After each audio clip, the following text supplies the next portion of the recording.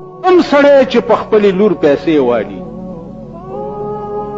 او خرڅه یې کړي، دا لور به د قیامت په ورځ د وینځو په صف کې ولاړی، د وینځو په صف کې، او دعا به کوي چې خدای مور او پلار مې په وواړه جهنمه کې چې زه یې خرڅه کړې وم په دنیا کې او زه اوس د وینځو په صف کې ولاړ یم. خرڅول خو د وینځو کېږي، د اصیلو خرڅول چېرته دي؟ یک یو خلاص ولور داسې حرام دی لکه د خوږ غوښه.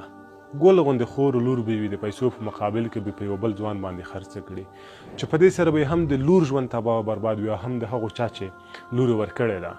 ځوان دی باید ولور پوره کړي، په ولور پسې لاړ شي. په افغانستان کې خو کاروبار نشته دی، ځي به یا ایران ته یا بل ځای ته، ځواني به یې ټوله په مسافري کې تېره شي، یا به د مایانو یا چېرته د قاچاقبرانو ښکار شي او ژوند به ترېنه لاړ شي، پاتې به شي، مړ به شي.